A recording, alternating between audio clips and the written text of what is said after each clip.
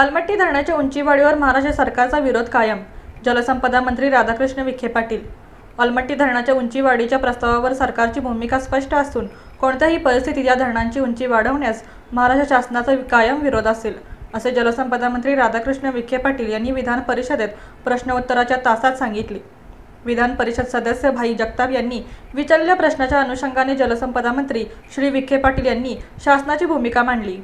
पाण्याचा विसर्ग आणि त्याचे व्यवस्थापन हा महत्त्वाचा मुद्दा असल्याचे सांगून जलसंपदा मंत्री राधाकृष्ण विखे पाटील म्हणाले की या संदर्भात धोरणात्मक उपाययोजना आखण्यात आल्या आहेत. रोजच्या वापरासाठी आणि संभाव्य पूरस्थिती टाळण्यासाठी विसर्ग किती असावा यावरही विचार केला जात असल्याचे त्यांनी यावेळी सांगितले. मुख्यमंत्री देवेंद्र फडणवीस यांनी कर्नाटकच्या मुख्यमंत्र्यांना अलमट्टी धरण उंचीवाढ न करण्याबाबत पत्राद्वारे कळवले आहे. त्याचबरोबर जलसंपदा, गोदावरी व कृष्णा खोरे विकास महामंडळ मंत्री यांच्यामार्फत सुद्धा कर्नाटकच्या उपमुख्यमंत्र्यांना पत्राद्वारे कळवले असल्याचे जलसंपदा मंत्री राधाकृष्ण विखे पाटील यांनी सांगितले.